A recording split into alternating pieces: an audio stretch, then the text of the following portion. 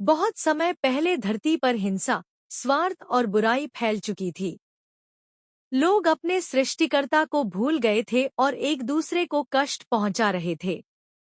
लेकिन इस अंधकार के बीच एक आदमी था जो परमेश्वर से प्रेम करता था और उसकी आज्ञा मानता था। उसका नाम था नोह।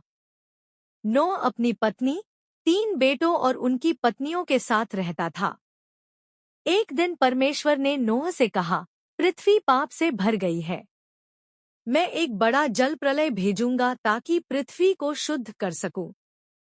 लेकिन तू और तेरे घराने को मैं बचाऊंगा क्योंकि तू मेरी आज्ञा मानता है।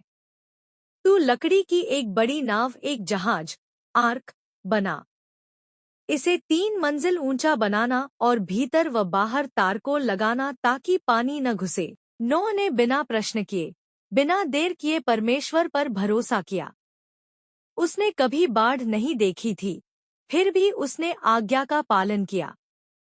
दिन रात, सालों साल वह और उसके बेटे पेड़ काटते, नाव के तख्ते जोड़ते, हथौड़े चलाते।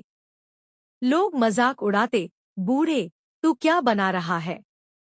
यहाँ पानी नहीं, बाढ़ नहीं, लेकिन नोह काम करता रहा। वह सबको चेतावनी भी देता, परमेश्वर की ओर लौट आओ, जल प्रलय आने वाला है, पर कोई नहीं माना। अंततः नाव तैयार हो गई। परमेश्वर ने नोह से कहा कि हर जाति के नरमादा पशु पक्षी नाव में ले आ। पक्षी उड़ते हुए आए, पशु चलकर आए, कीड़े रेंगते हुए आए। देखने वाले चकित थे, पर उनका मन फिर भी न बदला। तब नोह और उसका परिवार नाव में गया और परमेश्वर ने स्वयं दरवाजा बंद कर दिया। फिर काले बादल घिर गए, वर्षा होने लगी। 40 दिन और 40 रात लगातार पानी बरसा। नदियां उफनी, समुद्र बढ़ा, धरती जलमग्न हो गई। बाहर सब कुछ नष्ट हो गया। लेकिन नाव सुरक्षित तैरती रही क्योंकि परमेश्वर उनकी रक्षा कर रहा था। कई दिनों बाद वर्षा थम गई। नोह ने एक कौवा और फिर एक कबूतर छोड़ा यह देखने के लिए कि जमीन सूखी या नहीं। पहला कबूतर खाली लौटा, दूसरा एक हरी पत्ती लेकर आया। तीसरी बार वह लौटा ही नहीं, जमीन तैयार थी।